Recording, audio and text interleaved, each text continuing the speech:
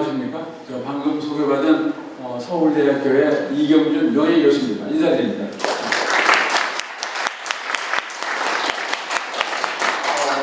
우선 제가 여러분에게 제가 쓴 책을 무료로 증정해 드리는데 책 못 받으신 분 손 들어보세요. 밖에 나가 있어요. 예, 손 드세요. 예, 책 드릴 겁니다. 예. 그래서 오늘 강의 내용은 이 책에 있는 거를 요약한 겁니다. 1시간 반 동안 말씀드리겠는데 그 책 안에 사진도 상당히 많고 오늘은 제 강의 들으시고 집에 가서 연말에 좀 읽어보세요. 그런 대로 재미있는 이야기고 박정희 대통령의 새로운 면을 제가 거기다가 적어놨고요. 이분이 우리나라 경제 발전하고 산업화에만 공헌한 게 아니라 우리나라 살림녹화는 세계적인 성공자인 거 알고 계시죠? 네. 가랑거리입니다. 그 씨앗을 박정희 의장, 대통령이 아니라 박정희 의장 아니면 박정희 소장 때부터 제가 오늘 시간이 되면 박정희 대통령이 군 시절에도 나무 사랑을 했어요. 잘 모르고 계신데 그래서 제가 좀 곁들이도록 하겠습니다. 우선 제목은요, 여기 나와 있는 대로 한국의 살림녹화 세계적인 20세기의 기적이라고 해서 우리나라 살림이 황폐했던 조선시대로 돌아가서 그 다음에 79년, 80년까지 살림의 변화 과정을 말씀을 드리겠습니다. 우선 그 한국의 살림녹화는 벌써 1982년에 이미 세계적인 인정을 받았어요. 그 얘기는 박정희 대통령이 79년에 돌아가셨는데 3년 후에 벌써 1982년도입니다. UN FAO 식량농업기구가 한국은 제1차 세계대전 이후에 살림녹화에 성공한 유일한 개발도상국이라고 했어요. 이게 단서가 중요합니다. 유일한 개발도상국이에요. 유일한 국가가 아닙니다. 그 얘기는 1982년 FAO가 이걸 보고서를 내면서 2차 대전 이후에 살림녹화에 성공한 나라를 4나라를 꽂았어요. 서독, 영국, 뉴질랜드, 한국입니다. 우리나라만이 아니에요. 4나라인데 앞에 3나라, 서독, 영국, 뉴질랜드는 선진국이고 전국의 살림을 황폐한 게 아니라 2차 대전 때 귀향하는 군인들에게 직업을 창출하기 위해서 몇 년 동안 나무를 많이 심은 겁니다. 미국도 많이 심었어요.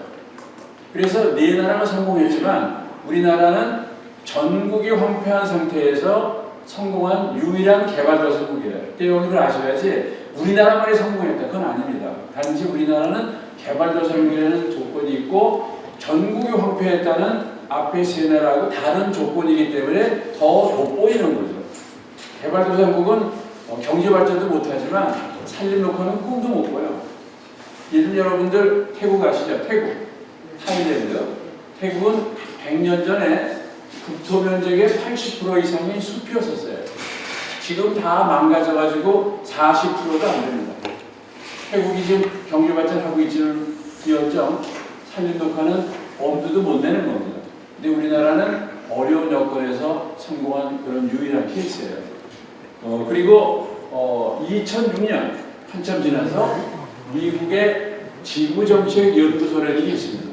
유명한 그 레스터 브라운이라는 분이 지금도 살아계신데 퇴임은 하셨지만 이분이 책 이름이 플랜 B 2.0 위기의 지구 구하기 이런 제목인데 여기에 한국의 살림녹화는 세계적인 모델이고 우리도 지구를 다시 푸르게 할 수 있는 희망을 한국이 주었다 그랬어요. 극찬지죠. 이것이 국제적으로 우리나라 경제 발전도 칭찬을 받지만 살림녹화도 이렇게 엄청난 지금 칭찬을 받고 있다는 사실을 알고 계시면 자부심이 생길 거예요. 그걸 누가 만들었느냐? 박정희 대통령이 한 겁니다. 자, 제가 1시간 반 연속으로 하지만 1부, 2부, 3부가 있어요. 1부는 산림황토의 배경과 초기의 녹화 사업, 그 다음에 본격적인 치산녹화 사업은 73년 이후 그리고 산지 정화는 마지막 부분으로서 금수강산을 도시가지는 이야기, 이게 순서대로 하겠습니다. 1부는 산림왕토의 배경과 초기의 녹화 작업이니까 조선시대로 가서 얘기를 해보겠습니다. 조선시대는 산림왕토가 이미 극심했어요. 여러분들이 잘못 알고 있는 것 중에 하나가 일본 사람이 우리나라를 점령하고 산을 다 망가뜨렸다, 산림자원을 수탈했다고 그러지만 그게 사실이 아닙니다. 왜냐? 조선시대에 벌써 인구가 엄청 늘어났기 때문에 한양에 벌써 인구가 20세기에도 인구가 40만 명이 넘었어요. 그래서 오랜 세월 동안 우리 조상들이 온돌, 그 다음에 소죽을 끓여서 먹이는 이런 독특한 문화 때문에 전국의 산이 이미 19세기 말에 완전히 황폐한 상태였습니다. 그러니까 일본 사람이 우리나라를 점령했을 때는 마을 뒷산에는 나무가 하나도 없었어요. 일본 사람이 수탈한 것은 다음에 나오지만 압록강, 두만강, 백두산의 그 고원지대, 그 다음에 울진, 봉화지역, 이 지역을 수탈하는 것이 마을 뒷산에 나무가 없는데 수탈할 게 뭐가 있겠어요? 그죠? 여러분들이 그건 아셔야 돼요. 일본 사람이 우리나라 모든 산을 수탈한 게 아닙니다. 그래서 조선시대에는 누구나 산에서 연료를 마음대로 채취했어요. 모든 산은 국가 소유입니다. 개인 산은 인정이 안 됐어요. 근데 세력 있는 사람들이 산을 불법적으로 점유도 했고, 그리고 당장은 국민들이 밥을 해먹고 겨울에 연료를 불을 떼야 되니까 모든 국민이 산에 가서 나무를 자르는 게 법적으로 불법이 아닙니다. 그렇게 조선시대 600년을 지났어요. 그래서 이게 보시면은 국가목재수급정책이라고 해서 국가가 군선을 만들고 궁궐을 짓고 그 다음에 뭐 사찰 같은 거 아니면 양반집에 집을 짓기 위해서 목재가 필요하니까 소나무만을 우리가 보호를 했기 때문에 우리가 이것을 송금정책, 그 다음에 봉산정책이라고 해서 산에 못 들어가게 하는 봉산, 그 다음에 송금 그러면 소나무 벌채를 금지하는 거. 다른 건 잘라도 돼요. 소나무는 못 자르게 했어요. 여기 나와 있는 게 봉산이라는 말하자면 국가가 필요한 목재를 조달하기 위해서 사람의 출입을 통제하는 게 봉산입니다. 그 다음에 여기는 황장금표라는 것은 소나무를 붉은색을 띤 나무이기 때문에 황장이라고 그랬어요. 그래서 소나무를 베지 못하는 것을 황장금표라고 이렇게 만들어 놓고 여기에 있는 소나무는 자르지 못하게 하고 이거는 철저히 감독을 했습니다. 그러나 나머지 마을 뒷산의 나무 아니면 어디에 있는 나무라도 마음대로 잘라도 법의 저촉을 안 받았어요. 그리고 조림 사업은 없었습니다. 왜 그러냐? 우리가 양면을 할 줄 몰랐습니다. 이거는 일본 사람에게 최초로 배운 건데 양면할 줄 모르니까 나무를 심는다 그러면 산에 있는 어린 소나무를 캐다가 그냥 옮겨 심는 거예요. 그 정도만 했지 지금과 같은 대규모 양면이나 대규모 조임은 600년 동안 없었습니다. 그러면 어떻게 되겠어요? 나무를 계속 자르고 심지 않으니까 당연히 전국에 사는 민둥산이 된 거예요. 그게 조선시대 600년입니다. 이게 1903년에 찍은 아주 재미있는 사진이에요. 일본이 우리나라를 점령한 건 1910년이죠. 7년 전입니다. 무학재, 여러분들 3호선 무학재 여기 있어요. 거기 무학재에서 이렇게 독립문 문이 있는 서쪽 산을 올려다 보면 이 산이 이렇게 생겼어요.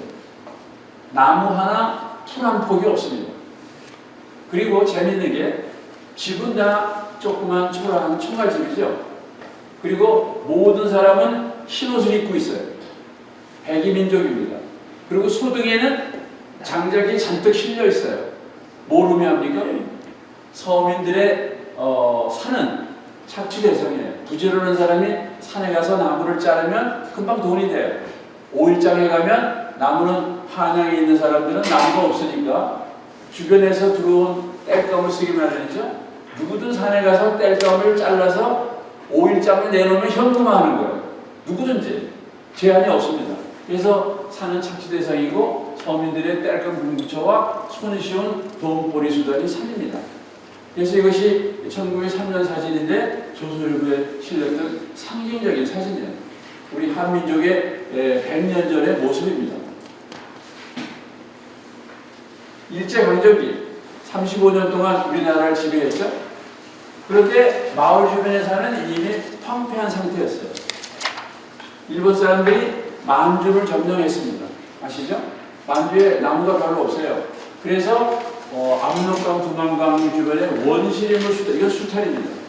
그래서 이 강을 통해서 뗏목을 만들어가지고 압록강, 두만강으로 나무를 잘라서 잣나무와 낙엽석, 이게 아주 곱게 자란 아주 멋진 원시림인데 이런 거를 잘라가지고 만주 원설에 마음대로 썼어요. 거의 30년 이상 다 잘라 먹었으니까 압록강, 두만강의 원시림이 다 벌쳐됐어요. 그리고 백두산에 있는 대마고원도 마찬가지죠. 그리고 강원도 북부, 이건 이제로 포천하고 지금 유명산 쪽인데 용문사 이쪽에 좋은 나무도 잘랐고요. 그 다음에 강원도 사진, 그 다음에 이 나무들은 잘라가지고 서울에 일본 사람이 한 몇만 채의 일본식 집을 지었다 그래요. 목재로. 그럴 때 이 나무를 썼고요. 그 다음에 경상북도 봉화하고 울진은 금강소나무. 워낙 좋으니까 여기다 철도를 나가 춘향역에서 끄집어내가지고 부산 항구로 가져가서 배에 실어가지고 본토로 가져갔어요.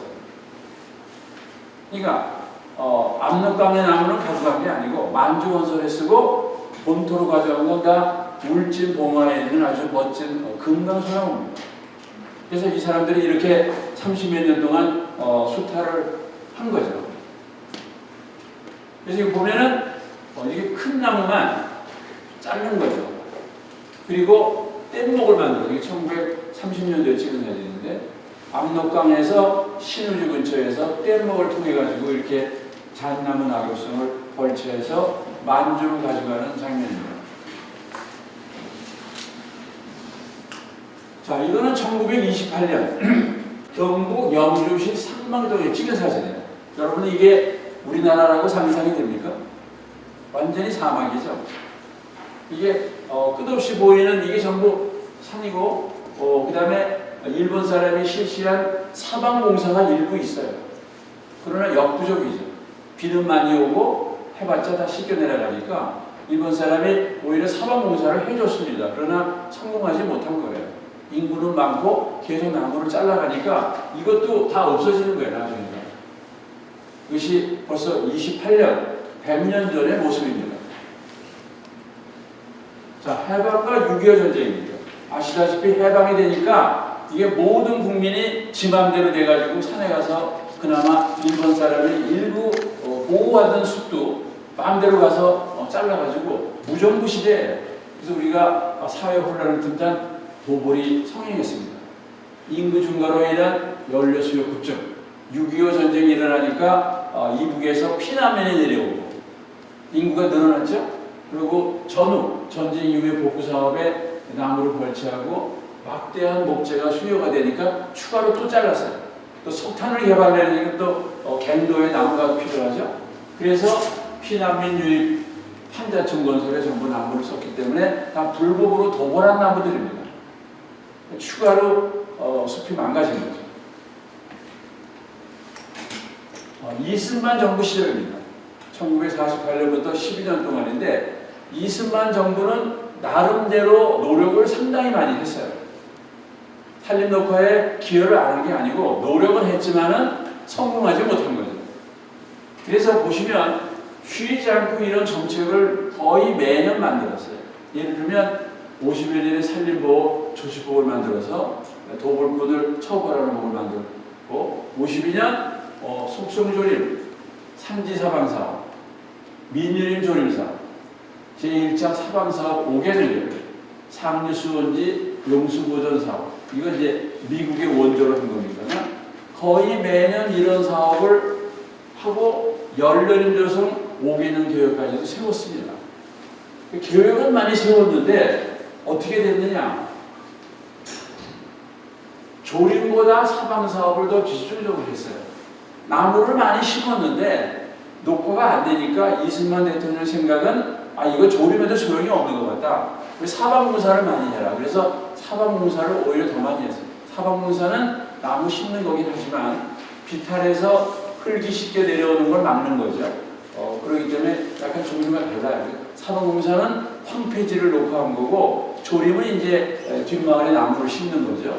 그래서 12년 동안 100만 헥타, 100만 헥타면 얼마나 많은 거냐? 우리 남한의 산림 면적이 그 당시에 약 680만 헥타였으니까 전체의 13%, 상당히 많은 면적을 조림을 했어요. 그리고 나무 숫자로 따지면 28억 그루를 심었습니다. 실제로 다 심었는지 아무도 몰라요. 검사를 안 했기 때문에 땅에다 꽂아놓은 것도 많고 묻어놓은 것도 많아요. 아궁이로 들어간 것도 있다고요. 어쨌거나 28억 그루를 심었습니다. 성공하지 못한 이유가 뭐냐? 행정력. 초기 정부가 아직 국가 체제가 안 돼 있었어요. 정부 체제가. 그래서 명령을 해도 시달이 안 되는 거예요. 시책이 집행이 안 되는 거죠. 예산이 모자라요. 양면도 많이 못했어요. 또 나무 심는 기술도 모자라요. 그리고 국민의 호흡, 산의 나무를 왜 심어야 되는지를 국민들이 모르는 겁니다. 그러니까 모든 게 안 되니까 결국은 12년 동안 노력은 했지만 산은 더 망가진 거예요. 하나도 좋아지지 않았어요. 이게 1960년 경기도 북부말 아마 진관사 근처라고 생각이 되는데 보시면 소나무만 일부 남아있어요. 소나무를 못 자르게 했기 때문에 어린 소나무는 있고 밑에 가지를 자꾸 잘라가니까 낙엽 막 긁어가고 낙엽도 하나도 없고 그냥 뻘건산이 노출되어 있어요. 그래서 보시면 60년이죠. 길이 아예 없습니다. 그냥 진흙밭이에요. 초가집이에요. 그리고 잇목죽죽이 되는 것은 나무가 얼마큼 서 있는가 하는 것을 우리가 나무의 부피를 표시하는데 보통 1헥타라 그러면 3,000평입니다. 가로 세로 100m가 1헥타예요. 그 산에 나무가 얼마나 많은 걸 부피를 따지면 5입방미터. 이게 1953년 우리나라 역사에 가장 산림이 황폐했던 게 53년이에요. 그런데 2018년 158, 지금 165가 됐으니까 몇 배가 늘어났습니까? 30배 이상 늘어났죠? 숲이 무거워진 거예요. 그러니까 옛날에 얼만큼 산에 나무가 없었는가를 이 숫자로 알 수가 있어요. 경기도 문산 60년 초에 찍은 사진입니다. 보시면 이게 녹색이 하나도 없어요. 미국의 아리조나 사막을 연상할 정도로 이렇게 산이 형편없고 여기 대낮에 산불이 납니다. 왜 산불이 났을까요? 살아있는 나무는 자르면 안 돼요. 밤에 불을 놓습니다. 죽으면 그 다음에 가서 불난 나무는 잘라도 되니까 잘라오는 거니까 그나마 남아있던 나무는 지금 자르기 위해서 산불을 놓은 거예요. 이게 1960년대에 경기도 문산역, 지금 문산에 가면 아주 녹색으로 덮여 있는데 이런 식으로 되어 있어가지고 잦은 산불, 불태우면 연료칠 수단으로 악용을 했기 때문에 전국이 이런 상태였습니다. 61년 5.16 군사혁명이 일어났어요. 지금 이제 무언가 발표하는 그런 장면인데 박정희 소장, 아직 의장이 되기 직전입니다. 경제재건과 산업화에도 관심이 있었지만 산림 녹화에도 각별한 관심을 가지고 있었다는 것을 나중에 알게 됐어요. 우선 제가 오늘 시간이 충분하니까 제가 말씀드리면 박정희 소장 때, 군인일 때에 있었던 일을 제가 한두 가지 말씀드릴게요. 우선 박정희 소장은 준장으로 진급한 게 53년이고요. 그 다음에 소장으로 진급한 게 57년인가 58년으로 알고 있어요. 소장이면 별이 둘이죠. 진급하면서 제1군 사령관 참모장으로 갔습니다. 여러분들 제1군 사령관 그러면 전선, 이쪽 휴전선의 모든 군인을 통제하는 게 제1군 사령관이에요. 이럴 때 송여찬 중장이 제1군 사령관이었고 송여찬 중장이 박정희 소장이 굉장히 똑똑하니까 참모장으로 발탁을 했어요. 그래서 박정희 소장이 제1군 사령관 참모장을 했습니다. 이럴 때 송여찬 중장에게 건의한 사항이 뭐냐? 후생사업을 중단하자고 했습니다. 여기 군 출신 아시죠? 후생사업이 뭐예요? 군인들의 복지사업이 아닙니다. 예를 들어서 여러분들이 옛날 장교들의 봉급이 엄청 적었어요. 제가 옛날에 병장 때 아마 한 달 봉급이 제가 병장 때 1,000원인가 2,000원이었던 것 같아요. 60년대 이야기인데 50년대에 장교들이 결혼을 하면 봉급으로 쌀도 못 사요. 굶어 죽는 거예요. 그럼 어떻게 해요? 먹고 살아야 되겠죠. 그럼 비리가 없을 수가 없죠. 그래서 물론 소고기하고 쌀도 뒤로 빼돌렸지만 어떤 짓을 했냐면 군 트럭을 민간인에게 대여해 준 거예요. 그러면 그 트럭이 옛날 미국 시대 그 시대에는 GMC밖에 없었어요. 우리나라에 군 트럭밖에 없어요. 민간 트럭은 없으니까. 그러면 그걸 페인트를 바르고 가짜 번호를 붙여가지고 산판에 올라갑니다. 산판이 뭔지 아시죠? 산에서 나무를 끌어내는 거. 그러니까 이게 다 도벌꾼들이에요. 도벌꾼들이 나무를 자르면 등이 지고 내려올 수 없잖아. 트럭이 있어야 돼. 그 트럭이 군 트럭이야. 그럼 군에서는 그걸 빌려주고 대여료를 현금으로 받아요. 아니면 장작으로 받습니다. 그래서 이거를 장교들에게 생활비로 나눠준 게 이게 후생사업이에요.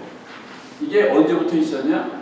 1950년대 6.25 때부터 58년까지 박정희 소장이 후생사업을 중단시킬 때까지 5, 6년 동안 지속이 됐던 군의 비리입니다. 이걸 어느 누구도 손을 못 대요. 장교가 굶어 죽으니까. 그래서 GMC가 산에 가서 도벌꾼이 목재를 끄집어내는데 이게 썼기 때문에 박정희 소장이 후생사업을 중단시킨 이유는 장교를 굶어 죽으러 한 게 아니라 산의 나무를 도모를 못하게 하려고 한 겁니다. 근데 어디에도 그런 기록이 없어요. 이건 조갑재 씨가 쓴 박정희라는 책 속에 나오는 이야기를 제가 인용한 건데 그럼 뭐로 미안하냐? 산림을 보호하려면 후생사업을 중단해야 되겠다. 이런 생각을 하신 건데 어디에도 기록이 없습니다. 그래서 제가 보기에는 박정희 소장이 산림 녹화에 간접적으로 기여한 게 후생사업을 중단시킨 거예요. 그랬더니 송여찬 중장이 뭐라 그랬냐? 전쟁에 써야 될 트럭이 민간인에게 가서 폐차가 돼서 들어오면 되겠어? 당장 중단시켜요. 그래가지고 3개월 내로 전국의 후방에 나가 있던 그 트럭을 몽땅 회수했어요. 후생사업이 58년에 중단이 된 겁니다. 제일 큰 업적입니다. 두 번째, 그 해에 군에서는 이제 추우면 난로를 떼죠. 그럼 다 나무를 뗍니다. 석탄이 없으니까 산에 가서 나무를 잘라가지고 그걸로 난방을 했던 거예요. 이거를 박정희 소장이 목재를 못 쓰게 하고 조개탄으로 바꿨습니다. 이게 1958년이에요. 여기 나이 드신 분 혹시 기억하시는지 모르겠는데 옛날에는 조개탄을 목재를 쓰다가 조개탄으로 바꾼 게 박정희 소장이 1군 사령관 참모장을 한 두 가지 업적을 해요. 후생사업을 중단시키고 조개탄으로 바꿔서 쓰므로 해서 산에서 목재를 자르지 않은 거죠. 여러분들 저 전방에 가면은 시계 청소라는 게 있어요.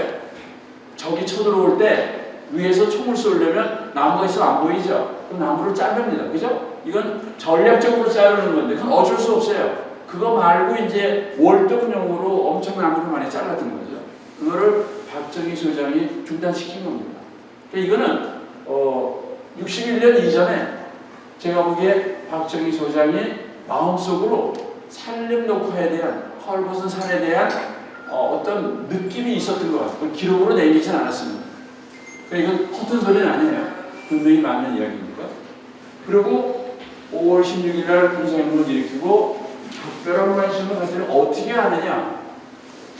바로 항쟁을 일으키고 4일 후 5월 20일 날 중대한 발표를 합니다. 군사정권이 5대 사회학을 척결하겠다고 발표를 했어요. 이게 중요한 겁니다. 뭐냐? 밀수, 마약, 도벌, 깡패, 사이비 기자. 여러분들 사이비 기자가 뭔지 아시죠? 지금도 있어요. 여기 그런 분이 아니시겠죠. 기자 중에 남의 약점을 쑤시고서 그걸 보도할 테니 이거 억각하면 돈을 받아내는 그 사이비 기자라고 해요. 그 옛날에 많았습니다. 그래서 그것이 사회에 문제가 되니까 5가지를 놔야 되는데 세 번째가 도벌이에요. 뭐냐? 박정희 의장이 마음속에 있는 거는 살림을 놓고 하겠다는 마음이 컸다는 것이죠. 살림 후퇴에 관한 정부의 관심을 표명한 겁니다. 박정희 소장이 어디에도 내가 살림 놓고 하겠다는 얘기는 안 하셨어요. 그러나 도벌을 세 번째 능으로 해서 도벌꾼을 잡으면 살림 놓고가 되는 거 아니겠어요? 그러니까 이분이 박정희 소장 참모장을 할 때부터 61년 정권을 잡자마자 벌써 이미 살림 녹화에 관심이 있었다는 걸 우리가 이걸 가지고 알 수가 있어요. 그리고 5월 20일 날 장경순, 이분이 아마 중장이었다고 그러는데 이분이 농림부 장관으로 부임을 합니다. 군복을 입고 그냥 나타났다고 그러는데 산림국에 와가지고 무슨 지시를 했냐면 연료림 조성을 지시해요. 이 얘기는 농촌의 연료가 해결이 안 되면 산림 녹화가 안 되겠죠. 이승만 정권 때도 연료림 조성을 권장을 했지만 제대로 안 되는 거예요. 이거를 강압적으로 명령을 했습니다. 사유지를 징발이라는 말을 했어요. 징발해서라도 한 가구당 0.1타씩 연료림을 의무적으로 만들어라. 이거는 이승만 정권이 만든 안인데 이거를 즉시 군사정권이 들어와서 의무적으로 만들라고 했습니다. 이승만 정부의 지역입니다. 농촌 연료 해결 없이는 산림녹화 불가능하다는 걸 이거를 정부가 이미 알고 이거를 혁명 직후부터 연료림 조성을 꾸준히 한 겁니다. 그걸 10몇 년 동안 했어요. 연료를 해결했죠. 연료를 다 해결을 하고 보니까 연료를 만들어 놓고 보니까 농촌이 잘 살아가지고 구공탄으로 바꿔버렸어. 그래서 연료를 조성을 했지만 사실은 나무를 자르진 않았습니다만 결국은 산림녹화에 기여한 거죠. 그래서 군사정권이 정권을 잡자마자 시작한 게 연료림 조성이다. 그리고 또 하나 획기적인 것은 6월 임산물 단속에 관한 법률을 제정했습니다. 그러니까 혁명 일으키고 한 달도 안 됐는데 모든 형태의 목재 벌채를 금지했습니다. 하도 목재를 끄집어내면 도벌이 많으니까 목재 도벌을 그러니까 나무 벌채를 무조건 중단시킨 거예요. 그러면 모든 건 도벌이 되는 거죠. 근데 문제가 뭐냐? 여기 빠졌지만 그 군사 정권이 석탄 생산을 독려했어요. 산림 녹화를 하려면 석탄이 필요하죠. 그죠? 대체 연료로. 근데 갱도를 만들려면 목재가 필요해요. 갱도는 나무로 받치는 거니까. 그래가지고 목재 벌채를 중단시키니까 석탄 생산이 안 되는 거야. 그래서 결국 할 수 없이 나중에 좀 풀어줬습니다만 6월 달에 모든 형태의 임산물 목재를 벌채하고 목재 벌채 허가증을 발부하고 자른 나무마다 이렇게 낙인을 찍어요. 낙인이 안 된 나무는 도벌꾼이죠. 철저하게 단속을 했습니다. 그리고 바로 혁명 일으키고 7월 산림법을 제정했어요. 이건 뭐냐? 이승만 정부가 12년 동안 나라를 다스렸는데 산림법이 없어요. 산림법이 없다면 뭘 하겠다는 뜻이죠? 조립을 어떻게 하고 나무를 어떻게 벌채하고 국가가 어떻게 예를 들어서 후원을 하고 양료를 하고 그런 계획이 없고 도벌꾼을 처벌하는 법이 없는 겁니다. 그러니까 이게 이승만 정권이 12년 동안 산림 녹화를 제대로 못한 거죠. 그래서 산림법을 제정했어요. 그리고 바로 한 달도 되기 전에 사방상업법을 제정했어요. 그러니까 황폐지를 녹화하려면 사방상업을 해야죠. 이거를 법을 만들어서 어떤 기준에 의해서 어디부터 먼저 하고 예산을 어떻게 배정하고 어떻게 전문가를 양성하겠다. 이거 법으로 만든 거예요. 그러니까 혁명 이후에 할 일이 많죠. 할 일이 많은데 쉬지 않고 이렇게 법을 만든 거예요. 그리고 63년 2월에는 국토 녹화를 위한 임시조치법을 또 만들었어요. 그러니까 짧은 기간에 법을 자꾸 만드는 겁니다. 이거는 뭐냐? 병역 미필자를 동원해서 식수사업에 동원합니다. 여러분들 전두환 정부 때 삼청대를 만든 거 아시죠? 네. 그거 비슷한 게 63년에 생겼는데 옛날에는 군대 안 간 사람이 많았어요. 부잣집 아들, 독자, 뭐 아니면 뭐 이렇게 핑계가 많아가지고 돈 많은 사람은 군대 안 갑니다. 옛날 50년대에 많았어요, 그게. 지금은 그런 일이 없죠. 그래서 박정희 소장이 생각해놓은 게 농촌에 사는 청년 중에서 29세부터 33세 사이 군대를 안 간 사람을 동원해서 180일 동안 나무를 심게 했어요. 그게 바로 국토녹화 촉진을 위한 임시조치법입니다. 근데 그 다음에는 2년 후에 폐지했지만, 그래서 결국은 군대 안 갔다 온 사람 너네들 국가를 위해서 일 좀 해라. 그래가지고 말하자면 아마 밥만 먹이고 봉급은 안 줬겠죠. 하나도 이게 병역을 배제했으니까. 그래서 2년 동안 이 사람을 동원해가지고 굉장히 많은 사방무사를 했어요. 그 2년 사이에 36만 헥타를 했습니다. 엄청나게 많은 거예요. 어떻게 생각하면은 남자들을 강제 동원했지만 군대 안 갔을 때 대신 니네 면제시켜준다. 말하자면 다른 일을 시킨 거죠. 그 다음에 산림법은 11월에 제정했는데 정부 수립은 최초고요. 산림보호대책 도보를 원골점을 놓고 연료를 줘서 농민들에게 의무를 부여합니다. 산림조합을 결성하고 산림조합은 1951년에 이승만 정부가 만들었지만 활성화 안 되는 것을 산림조합하고 산림계를 통해서 인력 동원을 하게 된 거예요. 그리고 농민들에게는 연료림을 조성하는데 연료림은 마을 뒷산에 합니다. 그리고 산림계가 주관을 하는데 나무를 심을 때 참가하지 않은 농가는 연료를 채취 못해요. 이것은 법이 아니고 산림계의 규약입니다. 여러분들 우리 옛날 마을마다 소문계 아니면 규약이 있었죠? 두례라는 것도 있었어요. 잘 보면은 국가가 주관한 게 아니라 마을 사람들이 자발적으로 만든 것이 산림계입니다. 산림계를 만들어서 규약을 만들어가지고 연료림을 조성할 때 한 집에서 남자 한 사람, 여자는 안 돼요. 남자는 13세 이상 남자는 됩니다. 아버지 대신. 그래가지고 한 집에서 한 사람이 나와 나무를 심으면 그 가정은 나중에 연료를 채취할 수 있어요. 의무사항이죠. 그래서 정부가 한 게 아니라 산림계가 한 겁니다. 말하자면 자발적으로 마을 사람들이 규약을 만들고 그걸 지키는 거죠. 그리고 이제 국가에서는 연료를 만들 때 묘목을 공짜로 줍니다. 비료를 공짜로 줘요. 농민들은 노동력을 제공하고 땅은 누가 주나요? 구비료는 문제가 없는데 대부분이 사유림이에요. 그 당시 사유림이 전체의 73%입니다. 그러면 개인 땅에 나무를 심어야죠. 그럼 개인의 허가가 있어야 되잖아요. 그럼 어떤 법을 만들었냐? 개인은 산을 가지고 있으면은 나무를 심을 의무가 있어요. 주인이 안 심으면 산림계가 대신 심어줍니다. 묘목과 비료는 국가가 주는 거예요. 그러면 산림계가 심으면 분수계약을 맺어요. 연료를 잘랐을 때 소득을 8대2로 나눕니다. 산림계가 8, 산림 소유주가 2. 이게 나중에 9대1을 바뀌었지만 그러면 산림 소유주는 가만히 있기만 하면 누가 와서 나무를 심어주고 나무를 자르면 20% 소득을 주니까 서로 윈윈 전략이에요. 좋은 거죠. 그게 바로 산림계입니다.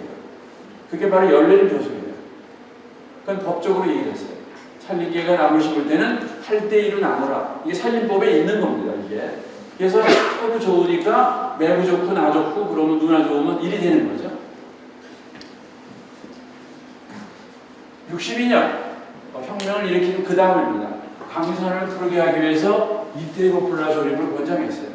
이거는 저의 스승인 현신규 박사님이 이태리에서 1955년에 아주 빨리 자라는 포플라를 도입해가지고 우리나라 기후에 맞는 품종을 만들었습니다. 그래가지고 이거를 공급을 하니까 국가에서 포플라를 묘목을 무료로 주고 이거를 키우도록 하는 거예요. 이게 1년생입니다. 1년생이 키가 4m씩 자라요. 주로 어디에 심었냐? 이 드리고파라는 산에 심으면 죽어요.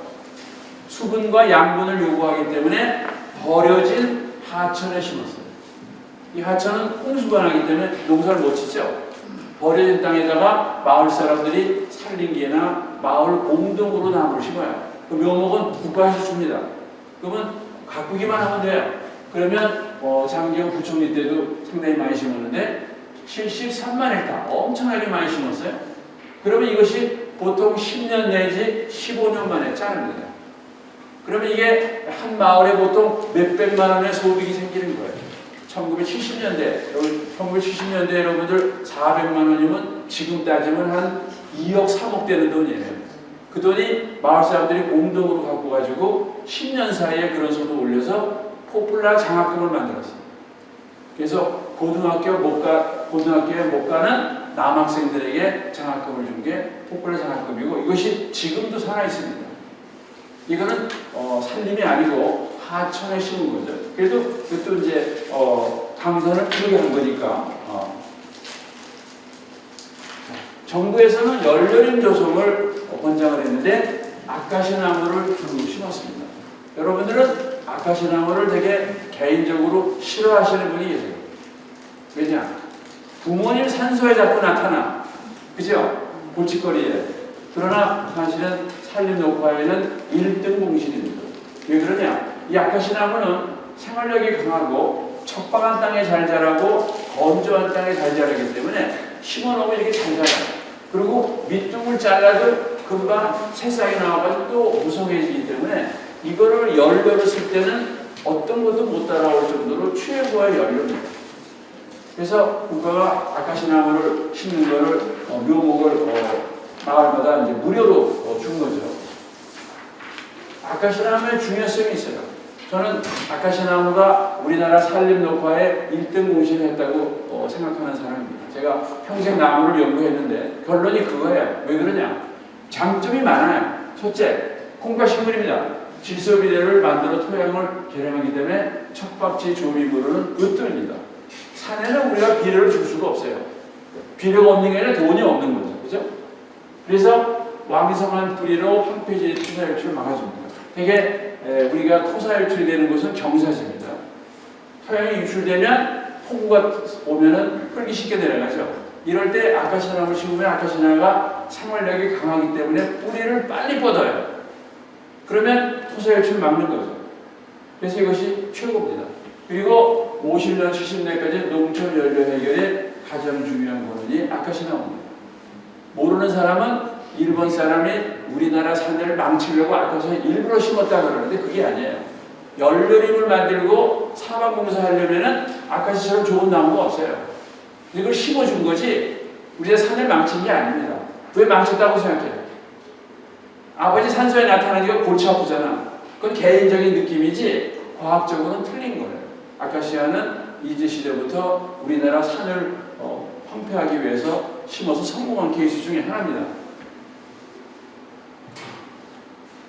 잎은 녹사료를 쓰여요. 1950년대, 60년대에 농촌에서 토끼를 길렀어요. 먹을 게 없으니까 단백질이 유일한 토끼입니다. 토끼는 아카시아 잎으로 기른 거예요. 비지 두 가지만 좀 살자고. 꿀 생산, 양봉 농가의 주소예요. 우리나라 꿀 중에서 제일 최고 꿀이 아카시아 꿀입니다. 양봉 농가 소득의 70%가 아카시아 꿀이에요. 아카시아 없으면은 양봉 농가들이 다 망해버리는 거예요. 그만큼 중요한 게 아카시아 꿀이에요. 또 목재는 얼마나 좋으냐? 일제시대부터 이 아카시아를 잘라가지고 우마차 상판, 밖에서 비를 맞아도 아카시아 나무는 방부 처리를 안 해도 목재가 안 썩어요. 우마차 상판, 트럭 상판, 등산로변 평상. 요즘에 숯가구이 사업을 하면은 등산로변에 평상을 만들어 놓는데 그게 아카시아 나무. 아카시아 나무는 방부 처리 안 해도 안 썩습니다. 아카시아 나무는 한국 산림 녹화의 1등 공신이에요. 그게 바로 사방사업에 이렇게 몇 년 내로 이런 비탈별을 녹화하는 게 4년을 찍었는데 조기 녹화하는 게 아카시아가 빨리 뿌리를 뽑고 빨리 올라오기 때문에 사방이 되는, 여기다가 천천히 자라는 나무 심어가지고 합니다. 물론 이때에 오리나무, 쌀이나무, 니기자도 같이 심었어요. 근데 알고 보니까 아카시아가 제일 공원을 많이 한 거예요. 딴 거거든요. 요즘에 숯가구이 사업을 하면은 나무를 이것저것 많이 자릅니다. 다 버리고 아카시아 목재만 껍질을 벗겨서 말리면 이게 평상이나 어린 놀이터, 어린 놀이터는 방부화 목재를 안 써요. 애들이 중금속을 먹을까봐. 그래서 어린 놀이터는 방부하지 않은 나무를 쓰는데 방부 안 하면 다 썩어요. 아카시아는 방부 안 해도 30년 갑니다. 이게 쓸모있는 나무. 아카시아는 굉장히 쓸모가 많은 나무지 우리가 잘못 알고 있어요. 자, 박정희 대통령이 64년 12월에 독일을 방문해서 3천만 달러의 차관을 얻어옵니다. 그걸로 이제 여러 가지 사업을 하셨는데 독일을 방문하면서 본 게 울창한 숲이에요. 독일은 2차 대전 때 망하고 1차 대전 때는 망한 나라였지만은 숲을 잘 보존했어요. 그래서 독일에 가서 배운 것이 저렇게 애림 사상이 강화되는 거, 그리고 고속도로, 아우토반을 보고서 나도 고속도로 만들어야 되겠다 결심했다는 거죠. 그래서 이 숲을 보고 감탄을 했어요. 그리고 귀국길에 일본에서 바로 죽으셨다고 그래요.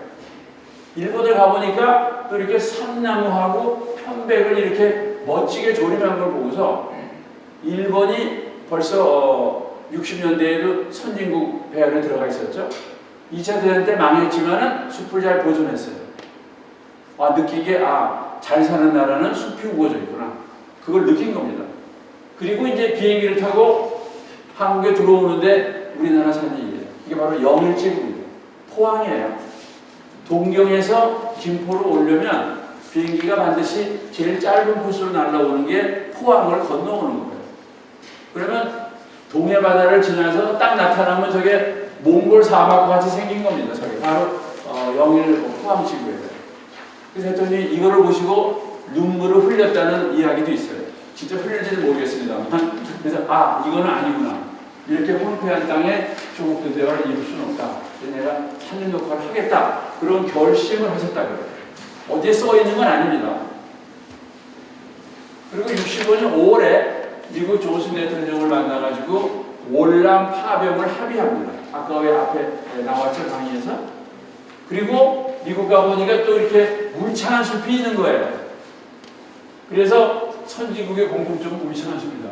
박 대통령의 남다른 각오를 엿볼 수 있다. 김성진 기자의 기록에 의하면 미국을 방문하고 소감을 말씀해 주세요. 그랬더니 내가 두 가지가 느낀 게 있어. 그 육사 생대들의 기백이 대단하더라. 첫째. 두 번째, 미국의 저 울창한 숲을 내가 몽땅 한국으로 가져갔으면 좋겠어. 이 두 가지를 말씀하셨어요. 그게 바로 박 대통령이 평소에 살림에 대한 관심을 보여준 아주 중요한 사례입니다. 김선진 씨는 나중에 문공부 장관이 됐습니다만 이분이 남긴 기록이 있어요. 정확하게 박 대통령이 미국의 울창한 숲을 가져가고 싶다. 그런 얘기를 했다는 거예요.